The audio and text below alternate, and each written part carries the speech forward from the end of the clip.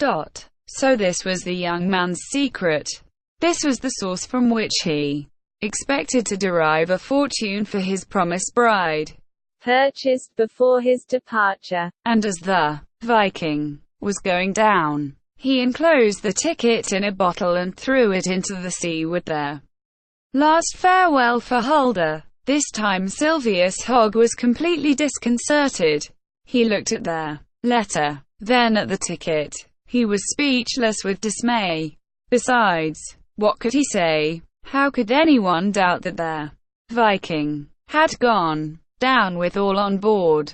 While Silvius Hogg was reading the letter, Hulda had nerved herself to listen. But after the concluding words had been read, she fell back, unconscious in Joel's arms, and it became necessary to carry her to her own little chamber, where her mother administered restoratives. After she recovered consciousness, she asked to be left alone for a while, and she was now kneeling by her bedside, praying for Ole Camp's soul. Dame Hansen returned to the hall. At first she started toward their professor, as if with the intention of speaking to him. Then suddenly, turning toward the staircase, she disappeared. Joel, on returning from his sister's room, had hastily left the house. He experienced a feeling of suffocation in the dwelling over which such a dense cloud of misfortune seemed to be hanging. He longed for the outer air, the fierce blast of the tempest, and spent a part of the night in wandering aimlessly up and down the banks of the Marne. Silvius Hogg was therefore left alone. Stunned by the stroke at first, he soon recovered his wonted energy.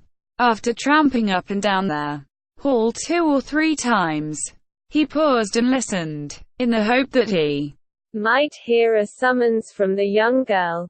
But disappointed in this, he finally seated himself at the table, and abandoned himself to his thoughts.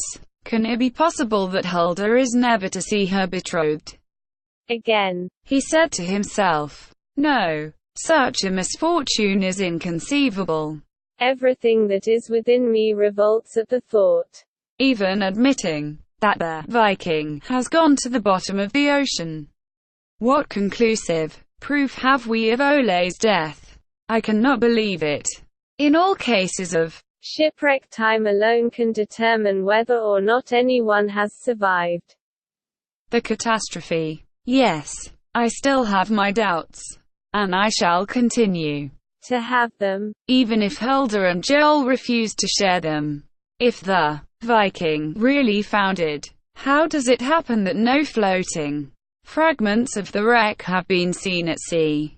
At least nothing except the bottle in which poor Ole placed his last message, and with it all he had left in the world. Silvius Hogg had the ticket still in his hand, and again he looked, and turned it over and held it up between him and the waning light. This scrap of paper upon which poor Ole had based his hopes of fortune. But the professor, wishing to examine it still more carefully, rose, listened again to satisfy himself that the poor girl upstairs was not calling her mother or brother, and then entered his room. The ticket proved to be ticket in the Christiania School's lottery, a very popular lottery in Norway at that time. The capital prize was 100,000 marks. The total value of the other prizes, 90,000 marks, and the number of tickets issued, 1 million, all of which had been sold. Ole Camp's ticket bore the number 9672. But whether this number proved lucky or unlucky, whether the young sailor had any secret reason for his confidence in it or not, he would not be present at the drawing, which was to take place on the 15th of July, in 28 days. But it was his last request that Hulda should take his place on that occasion. By the light of his candle, Silvius Hogg carefully reread their lines written upon the back of the ticket, as if with the hope of discovering some hidden meaning. The lines had been written with ink, and it was evident that Ole's hand had not trembled while tracing them. This showed that the mate of the Viking retained all his presence of mind at the time of the shipwreck, and that he was consequently in a condition to take advantage of any means of escape that might offer, such as a floating spar or plank. Everything when the vessel foundered. Very often writings of this kind that are recovered from the sea state the locality in which the catastrophe occurred, but in this neither the latitude nor longitude were mentioned, nor was there anything to indicate the nearest land. Hence one must conclude that no one on board knew where their Viking was at the time of the disaster. Driven on, doubtless, by a tempest of resistless power, the vessel must have been carried far out of her course. Solar observation impossible. There had been no way of determining the ship's whereabouts for several days, so it was more than probable that no one would ever know whether it was near the shores of North America or of Iceland that the gallant crew had sunk to rise no more. This was a circumstance calculated to destroy all hope, even in the bosoms of the most sanguine, no matter how vague. A search for the missing vessel would have been possible. A ship or steamer could be dispatched to the scene of the catastrophe and perhaps find some trace of it. Besides, was it not quite possible that one or more survivors had succeeded in reaching some point on the shores of the Arctic continent, and that they were still there, homeless, and destitute, and hopelessly exiled from their native land? Such was the theory that gradually assumed shape in Silvius Hogg's mind. A theory that it would scarcely do to advance to Joel and Hulda. So painful would the disappointment prove if it should be without foundation. And though the writing gives no clue to the scene of their catastrophe, he said to himself, we at least know where the bottle was picked up.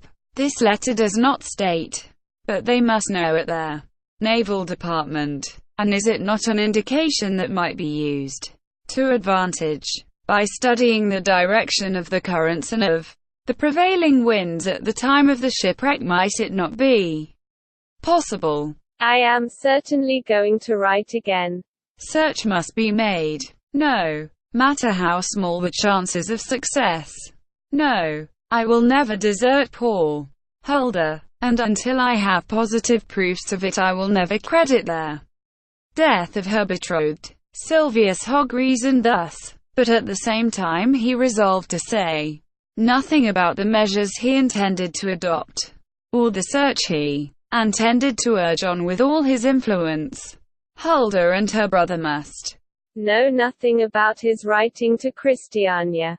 Moreover, he resolved to postpone indefinitely the departure which had been announced for the next day, or rather he would leave in a few days, but only for a trip to Bergen. There, he could learn from the messes help all the particulars concerning the Viking, ask the opinion of the most experienced mariners, and decide upon the way in which search could best be made.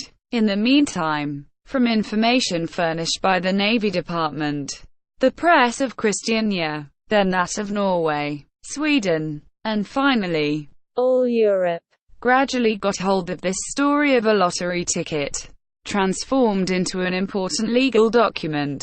There was something very touching about this gift from a shipwrecked mariner to his betrothed.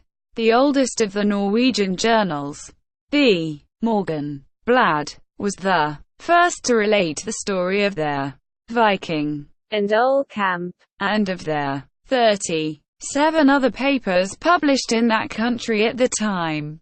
Not one failed to allude to it in touching terms. The Illustrated Nyhetsblad published an ideal picture of the shipwreck. There was the sinking Viking, with tattered sails and hull partially destroyed, about to disappear beneath the waves. Ole stood in the bow, throwing the bottle containing his last message into the sea. at the same time commending his soul to God. In a luminous cloud in the dim distance, a wave deposited the bottle at the feet of his betrothed. The whole picture was upon an enlarged representation of a lottery ticket, bearing the number 9672 in bold relief.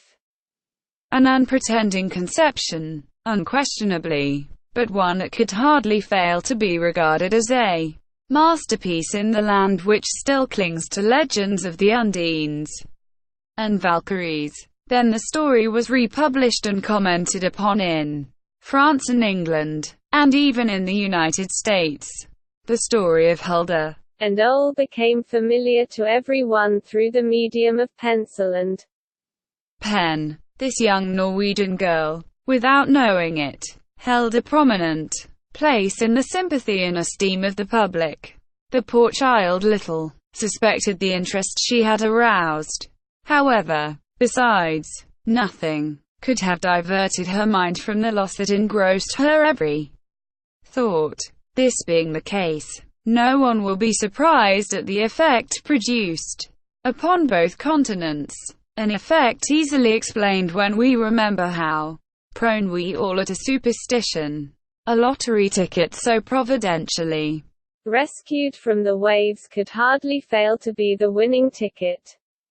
Was it not miraculously designated as the winner of the capital prize? Was it not worth a fortune? The fortune upon which Oldcamp had counted. Consequently, it is not surprising that overtures for the purchase of this ticket came from all parts of the country. At first, the prices offered were small, but they increased from day to day, and it was evident that they would continue to increase in proportion as the day of the drawing approached. These offers came not only from different parts of Scandinavia, which is a firm believer in the active intervention of supernatural powers in all mundane matters, but also from foreign lands, and even from France. Even the phlegmatic English grew excited over the matter, and subsequently the Americans, who are not prone to spend their money so unpractically. A host of letters came to Dal, and the newspapers did not fail to make mention of the large sums offered to the Hansen family, established, in which values were constantly changing, but always for the better. Several hundred marks, in fact, offered for this ticket, which had only one chance in a million of winning the capital prize. This was absurd, unquestionably, but superstitious people do not stop to reason, and as their imaginations became more and more excited, they were likely to bid much higher. This proved to be the case. 1 week after the event, the papers announced that the amounts offered for the ticket exceeded 1,000, 1,500 and even 2,000 marks. A resident of Manchester, England, had even offered £100 sterling, or 2,500 marks, while an American, and a Bostonian, at that, announced his willingness to give $1,000 for ticket no. 9,672 of the Christiania Schools Lottery. It is needless to say that Hulda troubled herself very little about the matter that was exciting the public to such an extent. She would not even read the letters that were addressed to her on the subject. But the professor insisted that she must not be left in ignorance of these offers, as Oldcamp had bequeathed his right and title in this ticket to her. Hulda refused all these offers. This ticket was the last letter of her betrothed. No one need suppose that this refusal was due to an expectation that the ticket would win one of the prizes in the lottery. No, she saw in it only the last farewell of her shipwrecked lover, a memento she wished to reverently preserve. She cared nothing for a fortune that Ole could not share with her. What could be more touching than this worship of a souvenir, on apprising her of these different offers? However, neither Sylvius Hogg nor Joel made any attempt to influence Hulda. She was to be guided entirely by her own wishes in the matter. They knew now what her wishes were. Joel, moreover, approved his sister's decision unreservedly. All Camp's ticket must not be sold to any person at any price. Sylvius Hogg went even further. He not only approved Hulda's decision, but he congratulated her upon it.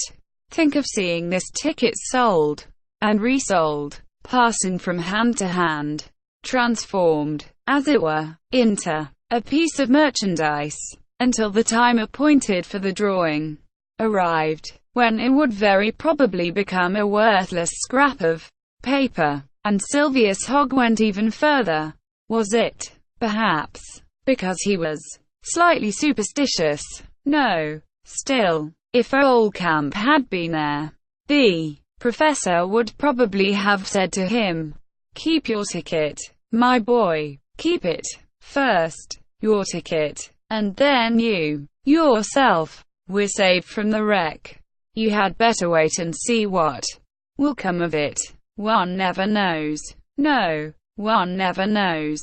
And when Sylvius Hogg, professor of law, and a member of their store thing, felt in this way, one can hardly wonder at the infatuation of the public. Nor that no 9,672 could be sold at an enormous premium.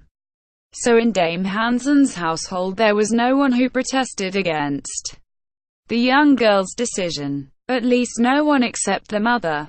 She was often heard to censure it, especially in Hulda's absence. A fact that caused poor Joel not a little mortification and chagrin. For he was very much afraid that she would not always confine herself to covert censure, and that she would urge Hulda to accept one of their offers she had received. 5,000 marks for the ticket. She repeated again and again. They offer 5,000 marks for it. It was evident that Dame Hansen saw nothing either pathetic or commendable in her daughter's refusal. She was thinking only of this large sum of 5,000 marks. A single word from Hulda would bring it into the family. She had no faith either in the extraordinary value of the ticket, Norwegian though she was, and to sacrifice 5,000 marks for a millionth chance of winning 100,000 was an idea too absurd to be entertained for a moment by her cool and practical mind. All superstition aside, it is undeniable that the sacrifice of a certainty, under such conditions, was not an act of worldly wisdom. But as we said before, the ticket was not a lottery ticket in Hulda's eyes. It was Ole's last farewell, and it would have broken her heart to part with it. Nevertheless, Dame Hansen certainly disapproved her daughter's resolve. It was evident, too, that her dissatisfaction was constantly increasing, and it seemed more than likely that at no very distant day she would endeavor to make Hulda change her decision. Indeed, she had already intimated as much to Joel, who had promptly taken his sister's part. Sylvius Hogg was, of course, kept informed of what was going on. Such an attempt on the mother's part would only be another trial added to those Hulda was already obliged to endure, and he was anxious to avert it if possible. Joel mentioned the subject to him sometimes. "Isn't my sister right in refusing?" he asked. "And am I not justified in upholding her in her refusal?" "Unquestionably," replied Sylvius Hogg. "And yet, from a mathematical point of view, your mother is a million times right. But the science of mathematics does not govern everything in this world. Calculation has nothing to do with the promptings of the heart."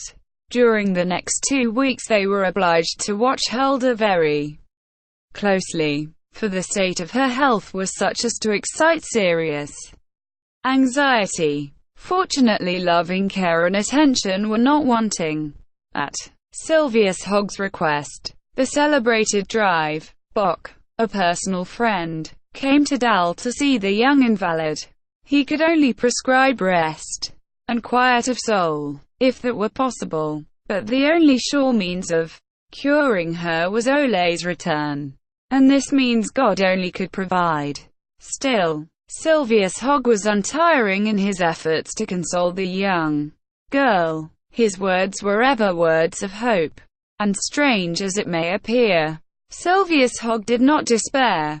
13 days had now elapsed since the arrival of the ticket, forwarded by the Navy Department. It was now the 13th of June. A fortnight more, and the drawing of the lottery would take place with great pomp in the main hall of the University of Christiania. On the morning of the 30th day of June, Sylvius Hogg received another letter from the Navy Department. This letter advised him to confer with the maritime authorities of Bergen, and authorized him to immediately organize an expedition to search for the missing Viking. The professor did not want Joel or Hulda to know what he intended to do, so he merely told them that he must leave them for a few days to attend to some business matters. "Pray do not desert us, Mr. Sylvius," said the poor girl. "Desert you? You, whom I regard as my own children," replied Sylvius Hogg. Joel offered to accompany him, but not wishing him to know that he was going to Bergen, the professor would only allow him to go as far as Moyle. Besides, it would not do for Hulda to be left alone with her mother. After being confined to her bed several days, she was now beginning to sit up a little, though she was still very weak and not able to leave her room. At 11 o'clock the carriole was at the door of the inn, and after bidding Hulda good-bye, the professor took his seat in the vehicle beside Joel. In another minute they had both disappeared behind a large clump of birches at the turn in the road. That same evening Joel returned to Dal. End of first half.